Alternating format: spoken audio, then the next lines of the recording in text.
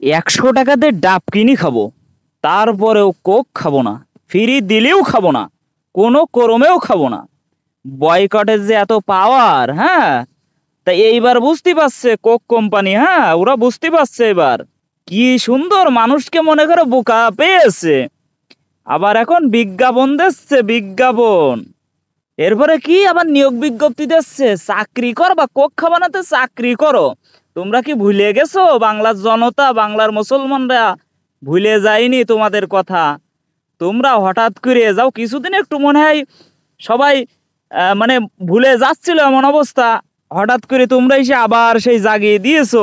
তোমাদের বয়কট তো চূড়ান্ত বয়কট, কোনো পিছপা হবে না। এই পথ থেকে মুসলমানরা পিছু হটবে না। তোমাদের বয়কট তো বয়কট। হ্যাঁ, বিজ্ঞাপন সরাই নিলে কেন ইউটিউব থেকে? বিজ্ঞাপনটা তো এমনও হতে পারতো, কেমন আপনাদেরকে বিজ্ঞাপনটা কেমন হতো একটু সেটার নমুনা দেখাই। কি দেখবেন তো নাকি?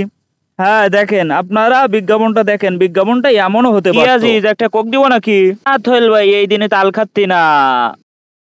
কেন হঠাৎ তোর কি হয়েছে? তুমি জানো না এটা তো ওই ইসরায়েলির পণ্য। আমার হাতে তোরা তো হ্যারিকেন ধরাই দিবি দেখছি। ওই বলতুও করছিল। কি বলটু? তুমি নাই কইসাও কোক নাকি ওই ইসরায়েলির পণ্য? এই কোক বয়কট আকাশও করছিল। কোক নাকি বয়কট? আজিজ বলল, বল্টু বললো, এবার দেখি আকাশ কি বলে। হ্যাঁ, কি আকাশ, তুমি নাই কইসাও কোক বয়কট? হ্যাঁ ভাই, সারা বিশ্বের মুসলমানরা কোক বয়কট করিস, আমিও করলাম। এই শোন, তোরা যদি এইভাবে কোক বয়কট করিস তাহলে 2 দিন পরে তো আমার ভিক্ষার থালানে রাস্তায় নিয়ে নিতে হবে। তোরা কি শুরু করলি? শিগগির আগে কোক খা, কোক খা, সতেজ হ।